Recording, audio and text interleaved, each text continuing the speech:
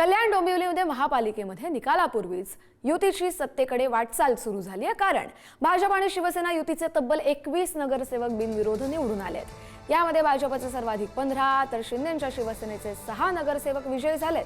कल्याण डोंबिवलीमध्ये एकूण 122 जागा असून बहुमतासाठी 62 जागांची आवश्यकता आहे। त्यामुळे भाजप शिवसेना युती बहुमतापासून फक्त 41 जागा दूर आहे। भाजपचे प्रदेशाध्यक्ष रवींद्र चव्हाण यांची रणनीती ही शिवसेना भाजप युती सत्तेत येईल असं बोललं जातंय। तर कल्याण डोंबिवलीमध्ये भाजपचे 15 नगरसेवक बिनविरोध निवडून आलेले आहेत आणि तिथली चित्र सध्या काय आहे त्यावर आपण ग्राफिक्सच्या माध्यमातून नजर टाकूयात।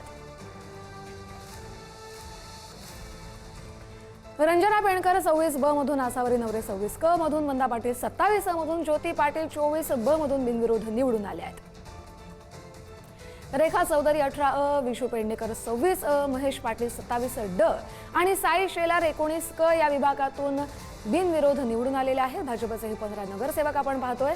दीपेश म्हात्रे 23 अ, जयेश म्हात्रे 23 ड, हर्षदा भोये 23 क, डॉक्टर सुनीता पाटील 19 ब या विभागातून कल्याण डोंबिवलीमध्ये बिनविरोध निवडून आलेत। पूजा म्हात्रे 19 अ, रवीना माळी 30 अ आणि मंदार हळवे 26 ड या प्रभागातून निवडून आलेत। त्यामुळे मतदानाआधीच भाजपचे 15 नगरसेवक बिनविरोध निवडून आलेत।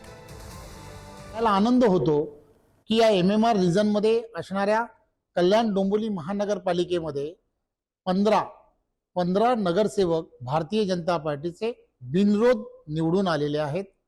त्याचबरोबर भिवंडी महानगरपालिकेमध्ये सुद्धा 5 भारतीय जनता पार्टीचे नगरसेवक हे बिनविरोध निवडून आलेले आहेत आणि पनवेल महानगरपालिकेमध्ये सुद्धा 6 भारतीय जनता पार्टीचे नगरसेवक जिंकून आलेले आहेत, बिनविरोध निवडून आलेत।